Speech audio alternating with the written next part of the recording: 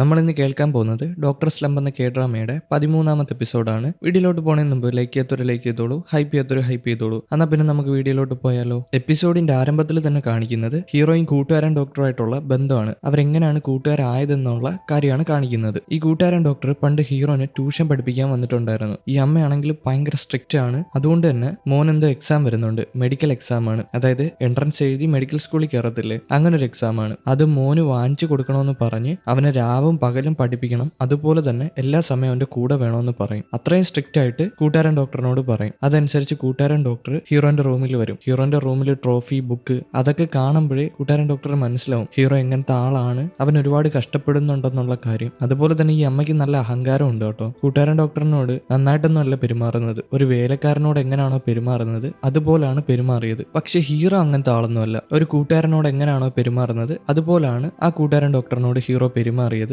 ഇവര് തമ്മിൽ നല്ല ഫ്രണ്ട്സായി മാറി. ട്യൂഷൻ പഠിപ്പിക്കാൻ വന്നയാണെങ്കിലും ചേട്ടനും അനിയനും പോലെയായിരുന്നു. ഒരു ദിവസം ഹീറോ സ്കൂൾ വിട്ട് വരുമ്പോഴേക്കും കൂട്ടുകാരൻ ഡോക്ടർ നേരത്തെ വീട്ടിലോട്ട് വന്നിട്ടുണ്ട്. എന്താ കാര്യം എന്ന് അന്വേഷിക്കുമ്പോഴാണ് അടുത്ത ലൈബ്രറിയിൽ വന്നയായിരുന്നു. എന്നാൽ ലൈബ്രറി അടച്ചേക്കുമായിരുന്നു. അതുകൊണ്ട് തന്നെ ലൈബ്രറിയിൽ പോകാൻ പറ്റിയില്ല. എന്നാൽ പിന്നെ എനിക്ക് ഫുഡ് വാങ്ങിച്ചതെന്നും പറഞ്ഞ് ഹീറോ കൂട്ടുകാരനെ വിളിച്ചുകൊണ്ട് കടയിൽ വരും. അമ്മ അറിഞ്ഞ ഇത് പ്രശ്നമാവും, അത് കൂട്ടുകാരൻ പറയുന്നുണ്ട്. എന്നാലും അതൊന്നും സാരമില്ല എന്ന് പറഞ്ഞിട്ടാണ് ഹീറോ കൂട്ടുകാരനെ ഇങ്ങോട്ട് വിളിച്ചോണ്ട് വന്നിരിക്കുന്നത്. ഹീറോയ്ക്ക് ഇങ്ങനത്തെ കടയിൽ നിന്നൊക്കെ ഫുഡ് കഴിക്കാൻ ഭയങ്കര ഇഷ്ടമാണ്. എന്നാൽ അവൻ്റെ പൈസ ഇല്ല, വീട്ടുകാർ അത്രയും പൈസ കൊടുക്കാറില്ല. അതുകൊണ്ട് തന്നെ കൂട്ടുകാരൻ ഡോക്ടറാണ് വാങ്ങിച്ചു കൊടുക്കുന്നത്. അപ്പൊ നിങ്ങൾക്ക് ഇവര് തമ്മിലുള്ള ബന്ധം മനസ്സിലായല്ലോ. അതായത് ഹീറോയും കൂട്ടുകാരൻ ഡോക്ടറും ട്യൂഷൻ ടീച്ചർ സ്റ്റുഡന്റ് ബന്ധമാണ്. അതായത് ജസ്റ്റ് ഏജ് ഗ്യാപ്പ് ഉണ്ടെന്നേ ഉള്ളൂ. സാധാ ട്യൂഷൻ ടീച്ചറും സ്റ്റുഡന്റ് ആയിട്ടുള്ള ആ ഏജ് ഗ്യാപ്പ് ഇല്ല. അതായത് ചേട്ടനും അനിയനും ആ പ്രായ വ്യത്യാസം മാത്രമേ ഉള്ളൂ. ഒരു മെഡിക്കൽ സ്കൂളിൽ പഠിക്കുന്ന ഒരു സ്റ്റുഡന്റ് സ്കൂളിൽ പഠിക്കുന്ന ഹീറോനെ പഠിപ്പിക്കുന്നു, അത്രേ ഉള്ളൂ വ്യത്യാസം. പ്രസന്റിലോട്ട് വന്നാൽ ഹീറോയും കൂട്ടുകാരൻ ഡോക്ടറും കാറിൽ പൊയ്ക്കൊണ്ടിരിക്കുകയാണ്. ഹീറോയിൻ കൂട്ടുകാരൻ ഡോക്ടറിനോട് ചോദിക്കും, നിങ്ങളും ആ കേസുമായിട്ട് എന്തെങ്കിലും ബന്ധമുണ്ടോ? ഹീറോന്റെ ക്ലിനിക്കിൽ വെച്ച് മരിച്ച ആ സ്ത്രീയും നിങ്ങളുമായിട്ട് എന്തെങ്കിലും ബന്ധമുണ്ടോ എന്ന്. ഇത് കേട്ട് ഞെട്ടിത്തെറിച്ച് ഹീറോയിനെ തന്നെ നോക്കിയിരിക്കും. കാറ് കൺട്രോൾ തെറ്റി ഒരു ട്രക്കിന് ചെന്ന് ഇടിക്കാൻ പോവെങ്കിലും അതിന് ഇടിക്കത്തില്ല. കാറ് കറങ്ങി റോഡിൽ നിൽക്കും. എന്നാൽ ദൂരെ നിന്നൊരു ട്രക്ക് ബ്രേക്ക് കിട്ടാതെ വന്ന്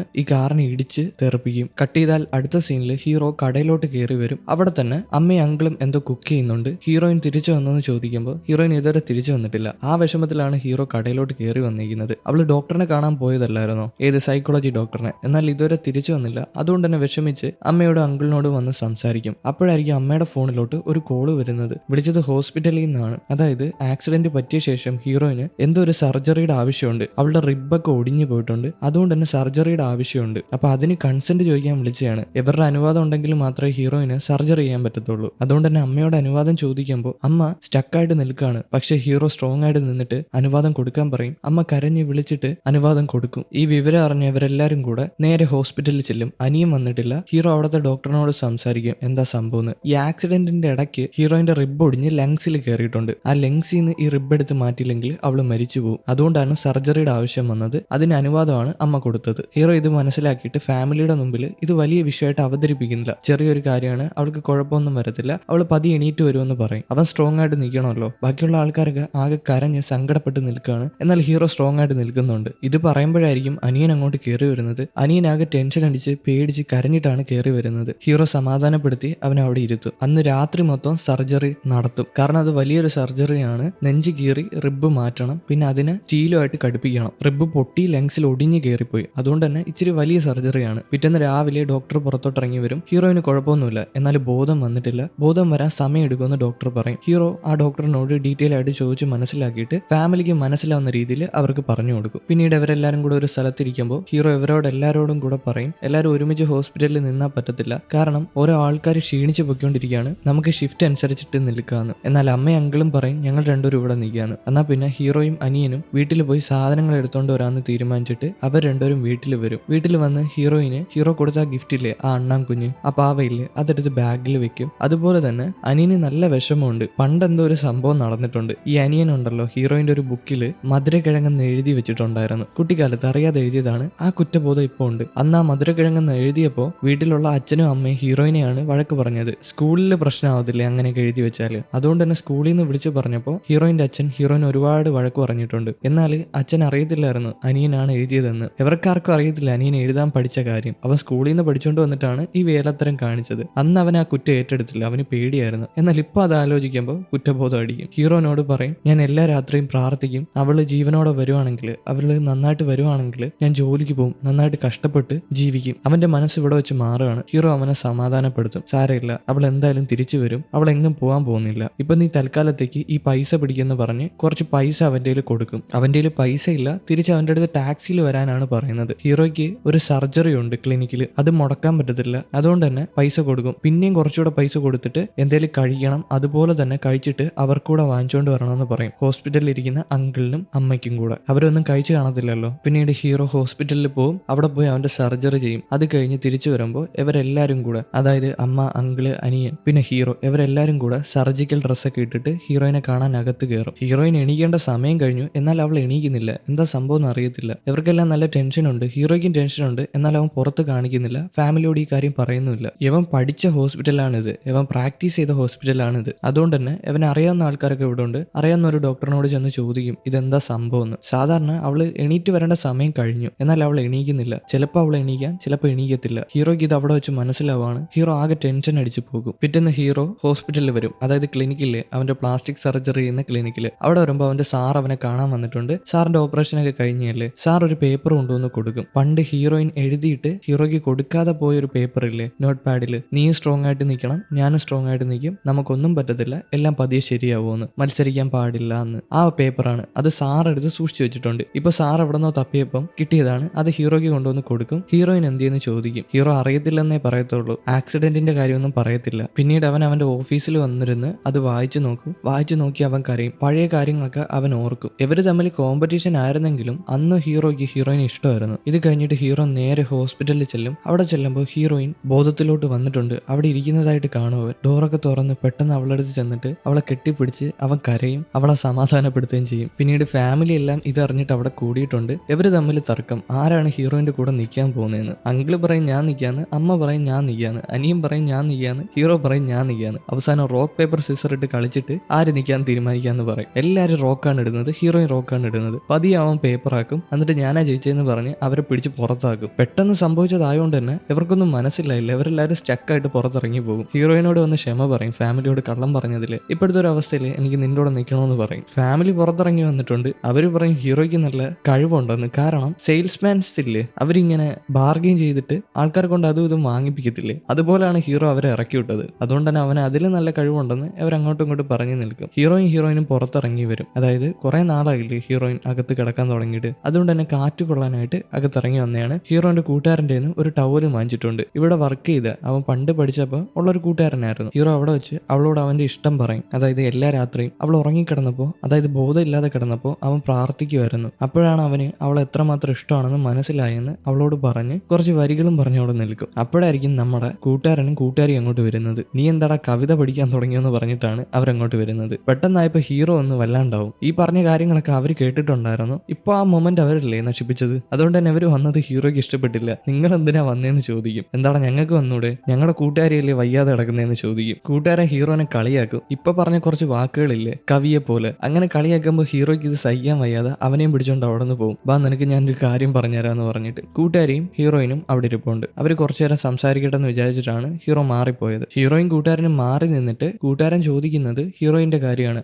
ആക്സിഡന്റ് നടന്നപ്പോൾ അവളുടെ കൂടെ ഒരാളുണ്ടായിരുന്നു, അത് ആരാണെന്നാണ് ഹീറോനോട് ചോദിക്കുന്നത്. എന്നാൽ ഹീറോ അറിയത്തില്ലെന്നാ പറയുന്നത്. പക്ഷെ ഹീറോയ്ക്ക് അത് അറിയാം. അന്ന് ആക്സിഡന്റ് നടന്നപ്പോൾ ഹീറോയിന്റെ സർജറി നടന്നില്ലേ, അന്നത്തെ ദിവസം ഇവരെല്ലാവരും ടെൻഷൻ അടിച്ചിരുന്നപ്പോൾ ഹീറോ അവിടുത്തെ TV സ്ക്രീനിൽ നോക്കിയായിരുന്നു ഏതൊക്കെ സർജറിയാണ് നടക്കുന്നതെന്ന്. അങ്ങനെ ആ TV സ്ക്രീനിൽ തന്നെ ഹീറോയിന്റെ പേരും അതുപോലെ തന്നെ അവന്റെ കൂട്ടുകാരൻ ഡോക്ടറിന്റെ, കണ്ണാടി വെച്ച കൂട്ടുകാരൻ ഡോക്ടറിന്റെ പേരും ഉണ്ടായിരുന്നു. അവിടെ വെച്ച് ഹീറോയ്ക്ക് മനസ്സിലായി ഹീറോയിന്റെ കൂടെ ഉണ്ടായിരുന്നത് അവനാണെന്നുള്ള കാര്യം. അതായത് അവനെ ട്യൂഷൻ പഠിപ്പിച്ച് അവന്റെ കൂട്ടുകാരനാണെന്നുള്ള കാര്യം. പക്ഷെ അത് ഹീറോയിനോടും പറഞ്ഞില്ല, അവൻ പുറത്തും കാണിച്ചില്ല, കൂട്ടുകാരനോടും പറഞ്ഞില്ല. അതായത് നമ്മുടെ കുശുമ്പ ഡോക്ടറിനോട് പറഞ്ഞിട്ടില്ല. ഈ നേരം അമ്മയും അനിയനും അങ്ങോട്ട് വന്നുകൊണ്ടിരിക്കുകയാണ്. അനിയൻ അമ്മയോട് പറയും എന്തായാലും ഹീറോയിനും അടിച്ചു പിരിഞ്ഞു കാണും. കാരണം ഹീറോയിന്റെ കൂടെ ഒരു ഹാണുണ്ടായിരുന്നു, അവന്റെ കൂടെ പോയപ്പോഴാണ് ആക്സിഡന്റ് പറ്റിയെന്ന്. എന്നാൽ അമ്മയ്ക്ക് ഇത് ഇഷ്ടപ്പെടത്തില്ല. ഈ കരുനാക്ക് വളച്ചൊന്നും പറയില്ലെന്ന് പറഞ്ഞ് അവനെയും വഴക്ക് പറഞ്ഞ് നേരെ റൂമിൽ ചെല്ലും. അവിടെ ചെല്ലുമ്പോൾ അവരെന്താ കാണുന്നത്, ഹീറോയിന് ഫുഡ് ആരി കൊടുക്കുകയാണ്. അതുപോലെ തന്നെ ഹീറോ ഒരുപാട് കൊഞ്ചുന്നുണ്ട്. എന്തായാലും ഇവർ വന്നതുകൊണ്ട് തന്നെ ഹീറോയിനും പെട്ടെന്ന് അവരുടെ പഴയ സ്വഭാവത്തിലോട്ട് വരും. അനിയും വന്ന് ഹീറോയിനോട് ക്ഷമ പറയും. അതായത് പണ്ട് ബുക്കിൽ സ്വീറ്റ് പൊട്ടറ്റോ എന്ന് എഴുതി വെച്ചില്ലേ, അതായത് മധുരക്കിഴങ്ങെന്ന് എഴുതി വെച്ചില്ലേ, അത് പറഞ്ഞിട്ട്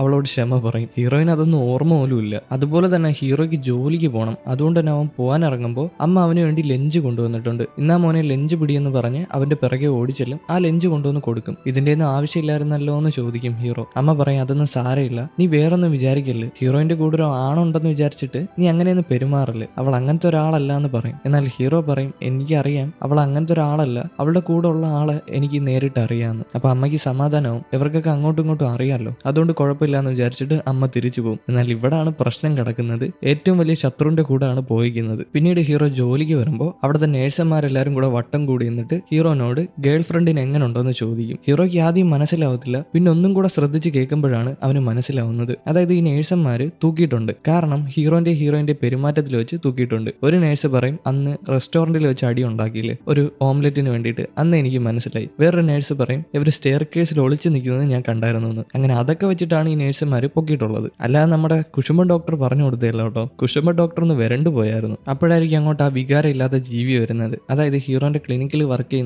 ചെയ്യുന്നതെന്നല്ല വർക്ക് ചെയ്ത ആള് വരുന്നത്. ആ ഹിഡൻ ക്യാമറ ഒളിച്ചു വെച്ചില്ലേ അവൻ തന്നെ. അവൻ വന്നിട്ട് ഹീറോനോട് സംസാരിക്കണോ എന്ന് പറയും. ഹീറോയും അവനൊരു റെസ്റ്റോറന്റിൽ പോയി സംസാരിക്കും. ഹീറോ അവനോട് നന്ദി പറയും, അവൻ കാരണമല്ലേ അവൻ കേസിൽ നിന്ന് രക്ഷപ്പെട്ടത്. എന്തായാലും അവൻ പറയുന്നത് കൂട്ടുകാരൻ ഡോക്ടറിനെ പറ്റിയാണ്, അതായത് അവന്റെ ട്യൂഷൻ ടീച്ചറിനെ പറ്റിയാണ്. ഇവൻ ക്ലിനിക്കിൽ ഒളിപ്പിച്ചു വെച്ച കുറച്ച് പേനകൾ അവന്റെ ഉണ്ട്. ഇവ 7 പേനയും കണ്ട് ഒളിപ്പിച്ചു വെച്ചിട്ടുണ്ടായിരുന്നു. എന്നാൽ പോലീസുകാർക്ക് ആകെ 5 എണ്ണേ കിട്ടിയിട്ടുള്ളൂ, ബാക്കി 2 പേന അവന്റെ ആണെന്ന്. ഹീറോയ്ക്ക് ആകെ ടെൻഷൻ ആവും, അവന്റെയിലോ, എന്നിട്ട് അവൻ എന്താ പോലീസിനെ ഏൽപ്പിക്കാത്തതെന്ന്. ഇവിടെ വെച്ച് തന്നെ അവന് വീണ്ടും ഡൗട്ട് അടിക്കുകയാണ്. അതേസമയം അവന്റെ ഫോണിലോട്ട് പോലീസുകാർ വിളിക്കും. എന്താ സംഭവം എന്ന് അറിയാനായിട്ട് ഹീറോ പോലീസ് സ്റ്റേഷനിൽ ചെല്ലും. അവിടെ ചെല്ലുമ്പോൾ അവിടുത്തെ പോലീസുകാർ പറയുന്നത്, അതായത് ഹീറോനെ ഒരുത്തനെ ഓട്ടിച്ചില്ലായിരുന്നോ, ഹീറോ ഒരുത്തനെ ഓട്ടിച്ചില്ലേ, അവൻ ഒളിഞ്ഞിരുന്ന് ഹീറോനെ നിരീക്ഷിക്കാൻ തുടങ്ങിയതില്. അതുപോലെ തന്നെ അവന്റെ വീട്ടിൽ ഒരുത്തൻ കയറിയില്ലേ, ഇവർ രണ്ടുപേരും ഒരാളാണ്. അവന്റെ CCTV കാണിച്ചു കൊടുക്കും. CCTV കാണിക്കുമ്പോഴാണ് അവന് മനസ്സിലാവുന്നത്, അതായത് അത് കൂട്ടുകാരനാണെന്നുള്ള കാര്യം, അവന്റെ ട്യൂഷൻ ടീച്ചർ ആണെന്നുള്ള കാര്യം. അതുപോലെ തന്നെ വേറെ കുറച്ച് കാര്യങ്ങളും ഉണ്ട്. മറ്റേ വികാരമില്ലാത്ത ജീവി ഉണ്ടല്ലോ, അവൻ ക്ലിനിക്കിൽ കുറച്ച് ക്യാമറ വെച്ചിട്ടില്ലേ, ആ ക്യാമറയിൽ നിന്ന് കിട്ടിയ ഒരു വിഷ്വലാണ് ഈ കൂട്ടുകാരൻ ഡോക്ടർ, അതായത് ട്യൂഷൻ ഡോക്ടറും പിന്നെ ഹീറോന്റെ ക്ലിനിക്കിൽ വർക്ക് ചെയ്ത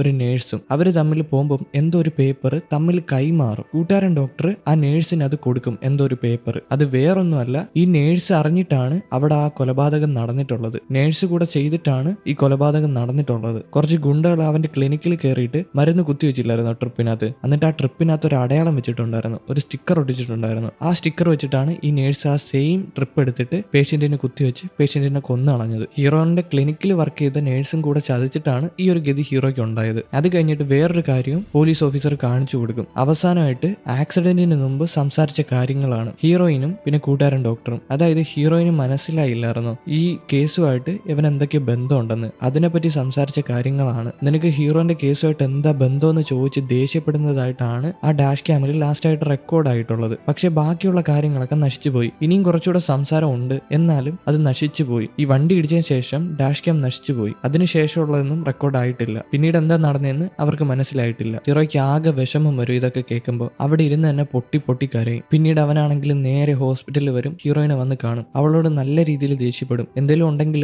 ആദ്യം അവനോടല്ലേ പറയേണ്ടത്, അല്ലാതെ സ്വന്തം ജീവൻ ത്യാഗം ചെയ്യാനായിട്ട് ആ ദുഷ്ടന്റെ കൂടെ ചെന്ന് കയറുവാണോ ചെയ്യേണ്ടത്? ഒരിക്കലും അല്ല. നീ എനിക്ക് വേണ്ടിയാണ് ഈ ആക്സിഡന്റിൽ പോയി പെട്ടതെന്ന് പറഞ്ഞ് എന്തിനാ ഇങ്ങനെ ചെയ്തതെന്നും പറഞ്ഞ് ദേഷ്യപ്പെട്ട് അവിടെ നിന്ന് ഇറങ്ങിപ്പോകും. ഹീറോയിനും ആകെ വിഷമം വന്ന് കരഞ്ഞിട്ട് അവിടെ ഇരിക്കും. കുറച്ച് കഴിയുമ്പോൾ ആ റൂമിലോട്ട് ഒരു ഡെലിവറി ബോയ് വന്നിട്ട് ഒരു ഫ്ലവർ കൊടുക്കും. ഹീറോ നേരത്തെ ഓർഡർ ചെയ്തതാണ്, ഈ പ്രശ്നങ്ങളൊക്കെ അറിയണേ മുമ്പ് ഓർഡർ ചെയ്തതാണ് ഹീറോയിന് കൊടുക്കാനായിട്ട്. അന്ന് ഹീറോയിൻ എവന് വേണ്ടി ഒരു കത്ത് എഴുതിയില്ലേ, അതിന് റിപ്ലൈ ആയിട്ട് ഒരു കത്ത് അതിനകത്ത് എഴുതി വെച്ചിട്ടുണ്ട്. ഞാൻ സ്ട്രോങ് ആയിട്ടിരിക്കാം, നീ സ്ട്രോങ് ആയിട്ടിരിക്കണം, എല്ലാം ശരിയാവുമെന്ന്. ഇത് കണ്ട് ഹീറോയിൻ ആകെ വിഷമാവും. ഈ സമയം ഹീറോ മഴയത്ത് പുറത്തിരിക്കുകയാണ്. അവിടെ ഒരു ഷെഡ് ഉണ്ട്, അതുകൊണ്ട് തന്നെ മഴ നനയത്തില്ല. ഹീറോയിൻ ആകെ വിഷമായിട്ട് അവൾ പുറത്തിറങ്ങി വന്ന് ഹീറോന്റെ അടുത്ത് സംസാരിക്കും. അതായത് അവള് മനഃപൂർവ്വം ചെയ്തല്ല, ആ ഒരു സമയത്ത് അവൾക്ക് ചിന്തിക്കാൻ സമയം കിട്ടിയില്ല, അതുകൊണ്ട് തന്നെ അവൾക്ക് അപ്പം തോന്നിയ കാര്യം ചെയ്തു, അല്ലാതെ വേണമെന്ന് വെച്ച് ചെയ്തല്ല. ഞാൻ കാരണം നീ ഒരുപാട് വിഷമിക്കുന്നുണ്ടല്ലോ എന്ന് ചോദിച്ച് അവൾ കരയാൻ തുടങ്ങും. ഹീറോ അവളെ സമാധാനിപ്പിക്കും, സാരമില്ല എന്ന് പറഞ്ഞിട്ട്. ഈ നേരം കൂട്ടുകാരൻ ഡോക്ടറും കൂട്ടുകാരി ഡോക്ടറും പുറത്ത് നിൽക്കുകയാണ്. രാത്രി ആയിട്ടുണ്ട് കേട്ടോ. കൂട്ടുകാരി ഡോക്ടർ മഴ ആസ്വദിച്ച് അവിടെ നിൽക്കുകയാണ്. എന്താ ഇവിടെ നിൽക്കുന്നത്, ബാ നമുക്ക് പോവാന്ന് പറഞ്ഞ് വിളിക്കും. കൂട്ടുകാരൻ ഡോക്ടർ കുടയില്ലെന്നാണ് വിചാരിച്ചിരുന്നത്, എന്നാൽ കൂട്ടുകാരിയുടെ കുടയുണ്ട്. ഈ മഴയത്ത് എന്തോ ഒരു വിഭവം കഴിച്ചാൽ കൊള്ളാന്നുണ്ടെന്ന് കൂട്ടുകാരി പറയും. എന്നാൽ പിന്നെ നമുക്ക് കഴിക്കാൻ പോവാന്ന് പറഞ്ഞ് കൂട്ടുകാരിയും വിളിച്ചുകൊണ്ട് കൂട്ടുകാരൻ നേരെ ഒരു റെസ്റ്റോറന്റിൽ ചെല്ലും. അവിടെ ഇരുന്ന് അവർ കഴിക്കും. കൂട്ടുകാരി ഡോക്ടർ ഹീറോയിനെ പറ്റി വിഷമത്തിലാണ് പറയുന്നത്. ഇപ്പം നമുക്ക് ഇതിനെപ്പറ്റി സംസാരിക്കേണ്ട, പിന്നെ ഒരിക്കലും സംസാരിക്കാന്ന് പറയും. എന്നാൽ പിന്നെ വേറൊരു കാര്യം സംസാരിക്കാന്ന് പറഞ്ഞിട്ട് കൂട്ടുകാരിയുടെ ഡിവോഴ്സിനെ പറ്റി സംസാരിക്കും. കൂട്ടുകാരി കോളേജിൽ പഠിച്ച സമയത്താണ് ആദ്യത്തെ ഭർത്താവിനെ കണ്ടിട്ടുള്ളത്. അന്ന് ഈ സ്ട്രെസ്സിലൊക്കെ നിൽക്കുമ്പോൾ ആരെ ഇഷ്ടപ്പെടണമെന്ന് അറിയത്തില്ലായിരുന്നു. അങ്ങനെ അവനുമായിട്ട് ഇഷ്ടത്തിലായി. പിന്നീട് അവൻ വലിയൊരു ബിസിനസ്മാൻ ആയിട്ട് മാറി. എന്നാൽ വീട്ടിലൊക്കെ രാത്രി താമസിച്ചിട്ടാണ് തിരിച്ചു വരുന്നത്. അങ്ങനെ ഒരു ദിവസമാണ് കൂട്ടുകാരി ഡോക്ടർ കണ്ടുപിടിച്ചത്, അതായത് ഭർത്താവും കൂടെ വർക്ക് ചെയ്യുന്ന ലേഡിയായിട്ട് അവിഹിതത്തിലാണെന്ന്, അതുകൊണ്ട് തന്നെ ഡിവോഴ്സ് ചെയ്ത് കളഞ്ഞു. ഇത് കേൾക്കുന്ന കൂട്ടുകാരൻ ഡോക്ടർ അവൻ എന്തുമാത്രം ധൈര്യം ഉണ്ടായിട്ട് നിന്നെ പറ്റിച്ചെന്ന് ചോദിച്ച് നിലവിളിക്കും. ആൾക്കാരെല്ലാം ശ്രദ്ധിക്കും, അവരോട് ക്ഷമ പറയും. ആ ഒരു ടെൻഷനിൽ അപ്പം ഒന്ന് ചാടി എണീറ്റതാണ്. പിന്നെയും കൂട്ടുകാരി ഡോക്ടർ ഹീറോയിന്റെ കാര്യം പറയാൻ തുടങ്ങും. ഇപ്പൊ അവളുടെ ലൈഫ് ഇങ്ങനെ കുത്തനെ താഴോട്ടിരിക്കാന്ന് പറഞ്ഞിട്ട് ആ സ്റ്റിക്ക് ഇല്ലേ നൂഡിൽസ് കഴിക്കുന്ന അത് താത്തു വയ്ക്കും. കൂട്ടുകാരൻ ഡോക്ടർ കൈ പൊക്കി കൊടുക്കും, അവളുടെ ജീവിതം പതിയെ മണ്ടയിലോട്ട് വരുമെന്ന് പറഞ്ഞിട്ട്. എന്നാൽ ഇവിടെ വെച്ച് കൂട്ടുകാരിക്ക് അവനോട് ക്രഷ് തോന്നുകയാണ്. പിന്നീട് അവർ രണ്ടുപേരും കൂടെ മത്സരിച്ച് കൗണ്ടറിൽ ചെല്ലും ബില്ലടയ്ക്കാനായിട്ട്. ആദ്യം ആരാണോ അടക്കണമെന്ന് വിചാരിച്ചിട്ട് കൂട്ടുകാരനാണ് ബില്ലടയ്ക്കുന്നത്. പോവാൻ നേരത്ത് കുട നോക്കുമ്പോൾ കൂട്ടുകാരിയുടെ കുട കാണുന്നില്ല, ആരോ എടുത്തോണ്ട് പോയി. അതുകൊണ്ട് തന്നെ ഇവർ രണ്ടുപേരും കൂടെ ഒരു കുടയിലാണ് പോകുന്നത്. ഈ സമയം അമ്മ വീട്ടിലിരുന്നിട്ട് ആക്സിഡന്റ് പറ്റിയ എന്തൊക്കെ ഫുഡ് കഴിക്കണമെന്ന് ഗൂഗിളിൽ നോക്കുകയാണ്. പാവം തന്നെ, അമ്മയ്ക്ക് അറിയില്ല എന്തൊക്കെ ഫുഡ് കഴിച്ചാലാണ് ബോഡി പെട്ടെന്ന് ഹീൽ ആവുക എന്ന് സെർച്ച് ചെയ്യാൻ അറിയില്ല. പകരം ആക്സിഡന്റ് പറ്റിയ എന്ത് ഫുഡാണ് കഴിക്കുന്നതെന്നാണ് സെർച്ച് ചെയ്യുന്നത്. എന്തോ എനിക്ക് പാവം തോന്നി ആ ഒരു ഇത് കണ്ടിട്ട്. അതേപോലെ തന്നെ അനിയൻ അങ്കിളിനെ ശല്യപ്പെടുത്തും, എന്നെ പാചകം പഠിപ്പിച്ചതാ, ഞാൻ ഹീറോയിൻ തിരിച്ചു വരുവാണെങ്കിൽ ദൈവത്തിനോട് സത്യം ചെയ്തിട്ടുണ്ടായിരുന്നു, ഞാൻ എന്തായാലും ഇനി കഷ്ടപ്പെട്ടിട്ടായിരിക്കും ജീവിക്കാൻ പോകുന്നതെന്ന്. അതുകൊണ്ട് തന്നെ അങ്കിളിനെ ശല്യപ്പെടുത്തി പാചകം പഠിക്കുകയാണ്. ഈ നേരം വീണ്ടും നമ്മുടെ ഹീറോയിനെയും കാണിക്കുകയാണെങ്കിൽ അവർ രാത്രിയായിട്ടും അവിടെ നിന്ന് പോയിട്ടില്ല, അവിടെ തന്നെ വിഷമിച്ചിരിക്കുകയാണ്. അവിടെ വെച്ച് ഹീറോയിൻ ഒരു കാര്യം പറയും. ആ കാർ ആക്സിഡന്റിന് ശേഷം കുറച്ച് കാര്യങ്ങൾ നടന്നിട്ടുണ്ടായിരുന്നു. കാർ ആക്സിഡന്റിന് ശേഷം കൂട്ടുകാരൻ ഹീറോയിനോട് ഒരു കാര്യം പറഞ്ഞിട്ടുണ്ടായിരുന്നു. അതായത് പണ്ട് ഹീറോയിനെ ട്യൂഷൻ പഠിപ്പിക്കാൻ ചെന്നപ്പോൾ കൂട്ടുകാരനെ അവന്റെ അച്ഛൻ വിളിച്ചിട്ടുണ്ടായിരുന്നു അവനെ കാണാനായിട്ട്. ഏതോ ബാറിൽ കുടിച്ചിട്ട്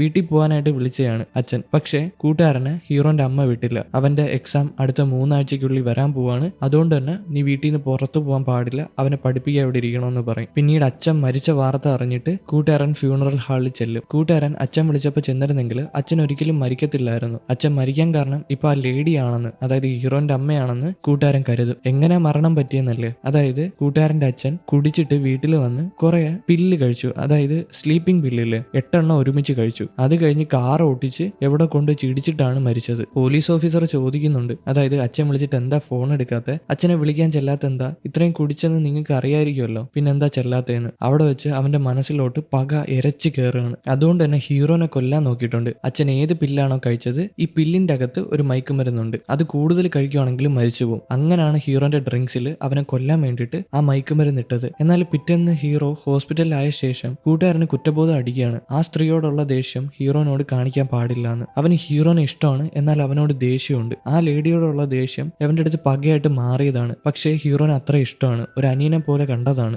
ഈ സമയം ഹീറോന് കൂട്ടുകാരൻ ഡോക്ടർ കാണണമെന്ന് പറയും. അവൻ ആക്സിഡന്റ് പറ്റി ആകെ നശിച്ചു കിടക്കുകയാണ്. അവന്റെ ഇന്റേണൽ ഓർഗൻ എല്ലാം തകരാറായിട്ടുണ്ട്, കുറെ നാളൊന്നും ജീവിക്കത്തില്ല. അത് കൂട്ടുകാരനും മനസ്സിലായി. അതുകൊണ്ട് തന്നെ ഹീറോനെ കാണാൻ വിളിച്ചേക്കാണ്. അവനോട് ക്ഷമ ചോദിക്കുകയാണ്. ഒരിക്കലും കൂട്ടുകാരൻ ഡോക്ടർ അറിഞ്ഞിട്ടല്ല, ഒരിക്കലും കൂട്ടുകാരൻ ഡോക്ടർ മനഃപൂർവ്വം ഹീറോനെ അകത്താക്കണമെന്ന് വിചാരിച്ചിട്ടില്ല. എന്താ സംഭവം എന്നല്ലേ, അതായത് കൂട്ടുകാരന് ഈ അപകടം നടക്കുമെന്ന് അറിയായിരുന്നു, പക്ഷേ ഹീറോന്റെ ക്ലിനിക്കിൽ വെച്ചാണ് അത് നടക്കാൻ പോണേന്ന് അറിയത്തില്ലായിരുന്നു. ഞാനൊന്നും ചെയ്തിട്ടില്ല, എനിക്ക് അതുമായിട്ട് ബന്ധമില്ല, ഞാൻ നീ അകത്ത് പോകണം, നീ നശിച്ചു പോകണമെന്ന് ആഗ്രഹിച്ചിട്ടില്ല എന്ന് പറഞ്ഞ് ക്ഷമ ചോദിക്കും. എന്നാൽ ഹീറോ ക്ഷമിച്ചു കൊടുക്കാൻ തയ്യാറല്ല. അവൻ അത്രയും ദേഷ്യമുണ്ട്, അതുപോലെ സങ്കടമുണ്ട്, കൂടെ നിന്ന് ആളല്ലേ ചതിച്ചേക്കുന്നത്. ഈ കൂട്ടുകാരൻ വലിച്ചിട്ടാണ് ക്ഷമ ചോദിക്കുന്നത്. സംസാരിക്കാനൊന്നും പറ്റുന്നില്ല. അവൻ ഇത്ര ക്രൂരനാണെങ്കിലും ഇതൊക്കെ കാണുമ്പോൾ പാവം തോന്നും. ഹീറോ ക്ഷമ കൊടുക്കാതെ പുറത്തിറങ്ങി വരും. ഹീറോയിൻ പുറത്തിരിപ്പുണ്ട്. ഹീറോയിൻ എന്താ പറ്റിയെന്ന് ചോദിക്കും. ഹീറോ അവൻ എന്നോട് ക്ഷമ ചോദിച്ചു, പക്ഷെ ഞാൻ കൊടുത്തില്ല എന്ന് പറയും. ഹീറോയ്ക്ക് ക്ഷമ കൊടുക്കണമെന്നുണ്ട്, അവന്റെ മനസ്സ് ക്ഷമ കൊടുക്കാനാണ് പറയുന്നത്. അവൻ അത്രയും പാവമാണ്. എന്നാൽ ഹീറോയിൻ പറയും, നീ ഒരിക്കലും ക്ഷമ കൊടുക്കാൻ പാടില്ല,